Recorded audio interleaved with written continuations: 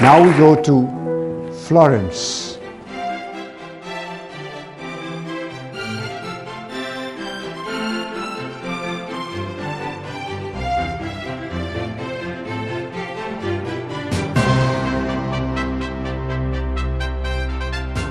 And Florence is in Tuscany. And Tuscany is one place where since a long time many tourists have been, and they still go back for some good reasons. Take a look here.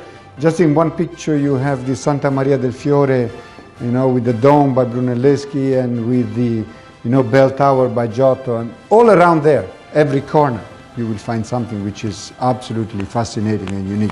But of course, when you are in Tuscany, you should go around and see so many other places. For example, one place that I have to mention again by contract in this case is Siena, because in Siena, yes, is the place where Maestro Turchi Floris was born. Siena is an incredible place. I'm sure you've heard of the Palio di Siena, and this is Piazza del Campo that you see there, where it takes place. All around Siena, it is a magic atmosphere that you can find with churches and public buildings of Renaissance time. So Siena, not to be missed is San Gimignano. San Gimignano is not far from Siena, but it's one of those places, medieval villages, well, not villages, towns, it's quite big, where you have a lot of towers. And in fact you say Le Torri di San Gimignano, because in the Middle Age, the rich people, they were competing like today. I mean, it's not very different, except that at that time you wanted to show off how rich you were by the height of your tower, and each one of them belongs to a family, of course. That was the point. So again, magic place, and of course magic food. Magic food, plenty again, but I have one to mention. First of all, let me tell you about the ribollita. Very simple plate, because of course there are some plates which comes from the tradition of the countryside. And in fact it's a bread soup, but very tasty, very simple, and very common. And of course you have to try the pici. One reason is that I like them very much.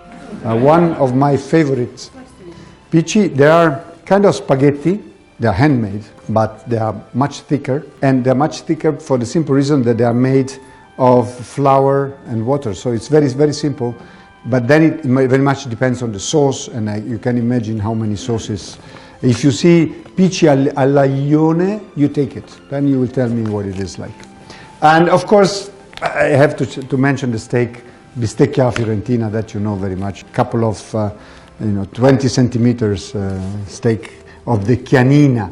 The point of that meat is that it comes from a special cow. That's the difference. But anyway, then you have castagnaccio, which is sweet, and you have, and here is a big problem, so many wines.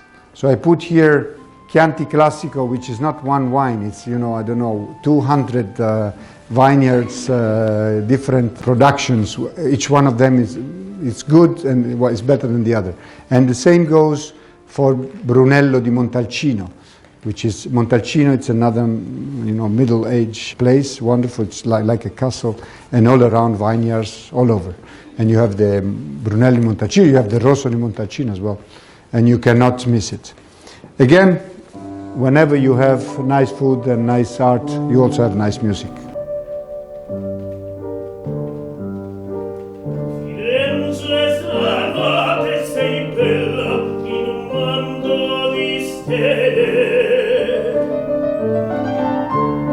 Cielo risplendono tremule come fiammelle. Nell'ombra nascondi gli amanti, le bocche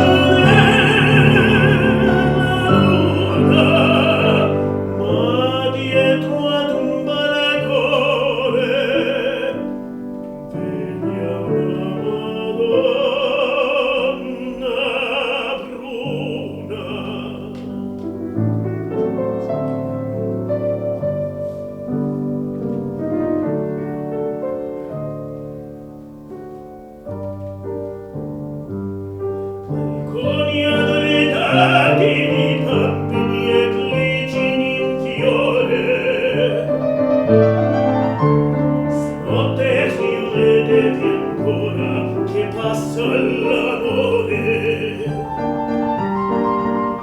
Ci vogliamo le serenate, madonne ascoltate, son mille canzoni.